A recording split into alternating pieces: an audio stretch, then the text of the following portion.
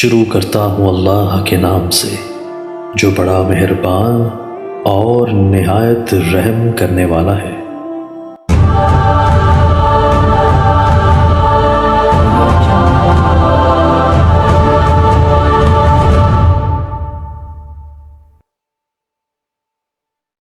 ٹیلی phone میں جو سم ہے 99 کی بنی ہوئی ہے، اپنے ملک میں استعمال کر سکتے ہیں، کیوں نہیں کر سکتے؟ ٹیلی فون کون سے تمہارے ملک کے بنے ہوئے ہیں؟ وہ بھی تو باہر کے ملک وہ استعمال کرے، باقی سم کا پوچھ رہے ہو جہاں سے سستی ملے چوری کرو۔ یہ اسی لیے لیتے ہیں نا، وہ سمیں جو ہیں غیر قانونی ہوتی ہیں، وہ سستی مل جاتی ہیں۔ امام ابو حنیفہ رحمۃ اللہ علیہ نے تقریباً 6 یا 7 صحابہ کی زیارت کی۔ بعض علماء تو کہتے ہیں کہ روایت بھی کی ہے، لیکن روایت والی بات میں پکا یقین نہیں، لیکن زیارت میں تو کسی بھی شک ہی نہیں ہوتا بھی ہے۔ کہتے ہیں جی کہ تصوف کا خلاصہ کیا ہے؟ میرا بھائی حضرت سید سلیمان ندوی رحمۃ اللہ علیہ، اللہ ان کی قبر پہ رحمتیں فرمائے، وہ بڑے اعلیٰ تعلیم یافتہ آدمی تھے، جدید و قدیم علم کے ماہر تھے۔ ان کو تصوف سے کچھ اختلاف، ایک دن وہ اتفاق سے سہارنپور تشریف لائے اور سوچ کے آئے کہ آج میں حضرت مولانا زکریا رحمۃ اللہ علیہ سے پوچھوں گا کہ یار یہ تصوف کیا چیز ہے، ہمیں تو سمجھاؤ، اس کا مطلب کیا ہے، مقصد کیا ہے، خلاصہ کیا ہے؟ تو کہتے ہیں کہ میں بڑی تیاری کر کے آیا کہ آج حضرت کو میں بڑا تنگ کروں گا۔ میں آیا تو میں نے دیکھا کہ حضرت کتاب لکھنے میں مشغول ہیں، حضرت اصل کتابیں لکھ رہے تھے نا، حدیث کی بدل موجود لکھ رہے تھے، اور جن مسالک لکھ رہے تھے، پٹنامی اور دراوی لکھ رہے تھے، بڑی بڑی کتابیں لکھ رہے تھے۔ تو میں نے مناسب نہیں سمجھا، میں نے کہا کہ ایک آدمی حدیث رسول میں مشغول ہے اور میں سوال کروں۔ تو آپ نے دیکھا پھر میں ندوی، مجھے معلوم ہوتا ہے تم کچھ پوچھنے آئے تھے، پوچھ لو پھر۔ انہوں نے کہا بڑی لمبی بات ہے، آپ کا وقت ضائع ہو۔ انہوں نے کہا تم پوچھ لو، لمبی ہے یا چھوٹی ہے؟ میں نے کہا جی تصوف کیا ہے؟ انہوں نے کہا ابتدا اس کی ہے اخلاص نیت اور انتہا ہے اخلاص عمل، یہ ہے تصوف۔ ابتدا کیا ہے؟ انما الاعمال بالنیات، کہ نیت خالص ہو۔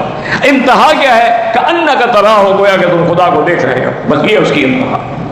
کہتے ہیں 2 لفظوں میں ہمیں حضرت نے تصوف سمجھا دیا، ہمارے دل میں وہ جو غبار تھا نا سارا دھل گیا، سمجھ آ گیا کہ تصوف بھی ایک دین کا حصہ ہے۔ جھینگا کھانا کیسا ہے؟ میرا بھائی نے کئی بتایا ہے کہ مجھے اس پر خود بھی اعتراض تھا کہ جھینگا مکروہ ہے، لیکن میں جب بنگلہ دیش کے دورے پہ گیا تو وہاں بڑے بڑے علماء ہیں ماشاءاللہ، جو فوت ہو گئے، اللہ ان کی قبر پہ کروڑوں رحمتیں فرمائے، اور جو زندہ ہے اللہ ان کو صحت عافیت دے اور ہر قسم کے شر سے محفوظ رکھے۔ آج کل بڑا امتحان ہے وہاں بھی علماء کے لیے، ہر جگہ امتحان۔ اور ان سے میں نے پوچھا، یہ جی، انہوں نے کہا نہیں یہ مچھلی کی قسم ہے اور حلال۔ تو اس کے بعد میں نے ان کے ساتھ بیٹھ کے دکھایا کہ جب علماء کہہ رہے ہیں، اور پھر جتنا مچھلی کو بنگالی سمجھتا ہے نا، کسی کا باپ بھی نہیں سمجھتا، یہ مچھلی کی ایک ایک نسل کو بھی جانتے ہیں، ایک ایک قسم کو بھی جانتے ہیں۔ جیسے عرب لوگ تھے نا، یہ گھوڑے اور اونٹ کو جانتے تھے، دور سے دیکھ کے بتاتے کہ یہ گھوڑا جو ہے، یہ ابلق جو ہے، یہ جواد ہے، سباق ہے، نہیں ہے۔ اونٹ کو دیکھ کے کہتے ہیں کہ کیسا اونٹ ہے۔ پھر اونٹوں پر ان کے امتحان ہوتے تھے کہ اونٹ وہ ہو جس کی منہ اتنا پتلا ہو کہ گلاس سے پانی پی لے۔ اچھا ہمارے یہاں بھی ہے، روہی کا علاقہ جو ہے نا ہمارا، اس میں بھی اونٹ ہوتے ہیں بڑے زبردست، اور وہ اونٹ اتنے تیز ہوتے ہیں کہ جیپیں آپ کی جو ہے نا 4 ویل ڈرائیو، یہ مقابلہ بھی نہیں کر سکتی۔ اچھا ان اونٹوں کی ایک بڑی عجیب وصف ہے، آپ اونٹ میں بیٹھ جائیں، سفر کر رہے ہیں، جب 100 میل پورے ہو جائیں گے اونٹ سانس کھینچے کہ اب 100 میل ہو گیا، میں تھک گیا۔ میں نے ہوٹل میں سفر کیا ہے، جیسلمیر کا، بیکانیر کا، بھرتپور، وہ پتہ نہیں کون کون سی دنیا دیکھ ڈالی۔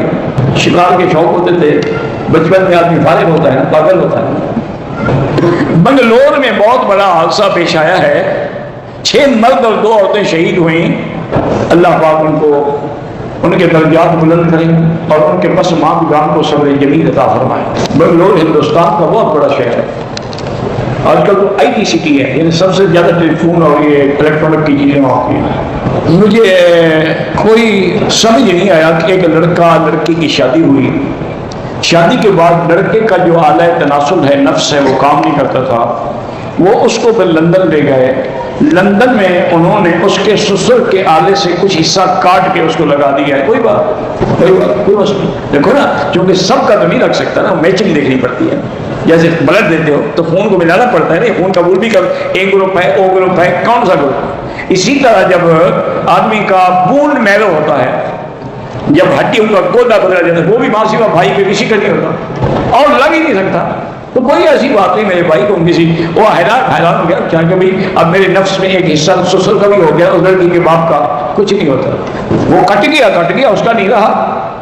اس لیے علماء کے مسئلے میں بہت بڑا مسئلہ ہے نا جی کہ مثلاً ایک آدمی کا ہاتھ کٹ گیا، اس پہ جنازہ پڑھیں گے یا نہیں پڑھیں گے؟ ہے تو انسان کا ہاتھ، تو علماء نے کہا کہ نہیں، یہ جز ہے، یہ کل نہیں ہے، اس پہ جنازہ نہیں پڑھا جائے گا۔ اسی طرح اس میں بھی بحث ہے کہ چور کا ہاتھ کٹ گیا، اب وہ ہاتھ چور کو واپس کر دیں یا نہ کریں، کیونکہ سزا تو ہے نا کاٹنا۔ اب یہ تو کہیں نہیں لکھا نا کہ وہ تم اپنے پاس رکھ لو، آپ نے کاٹ دیا، سزا اس کو مل گئی۔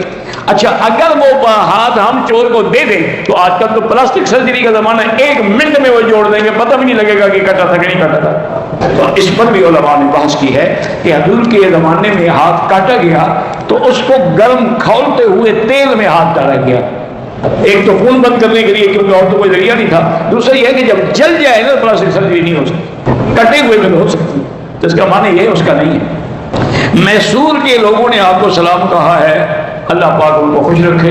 سیدنا صدیق کے نام پہ جو انہوں نے قربانیاں دی ہیں، اللہ ان کی قربانیوں کو قبول فرمائے۔ یہ میسور جو ہے نا وہیں سے تھے نا، یہ ٹیپو سلطان، سرنگا پٹم اور میسور، یہ وہی علاقے تھے۔ میرے والد بیمار ہیں، اللہ مشفنا واشف مرضانا، میری والدہ فالج میں ہے، اللہ ان کو بھی شفا دے، کرسی پہ نماز پڑھتی ہیں، اللہ ہر بیمار کو شفا عطا فرما، ظاہری باطنی روحانی جسمانی بیماریاں دور فرما۔ ہوٹل کے کمرے میں نماز پڑھتے ہیں، سپیکر کی آواز آتی ہے، ماشاءاللہ جب اپنے ملک میں جاؤ نا ٹیلی ویژن کھول لیا کرو، اس پر بھی آواز آ جائے گی، پھر ٹیلی ویژن کو امام بنا دیا، خود مقتدی بن گئے۔ انا للہ و انا، جب صفحے نہ ہو، اتصال نہ ہو، نماز کیسے ہوتی آواز پہ؟ غار سول میں یا غار حرا میں صحابہ نے نفل نہیں پڑھے، ویسے آپ جاتے ہیں، اگر کسی نے پڑھ لی ہے کوئی بات نہیں ہے، ابھی وہاں تشریف فرما ہوئے ہیں، آپ عمرہ کر کے زندہ آدمی کو بھی ثواب دے سکتے ہیں۔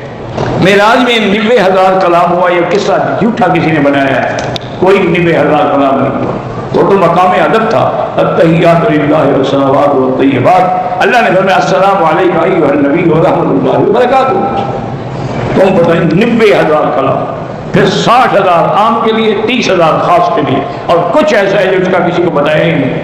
انا للہ، معراج خود ایک تحفہ ہے، اور سب سے بڑا تحفہ جو ہے وہ نماز ہے، اس کے بعد خواتین میں سورۃ البقرہ ہے۔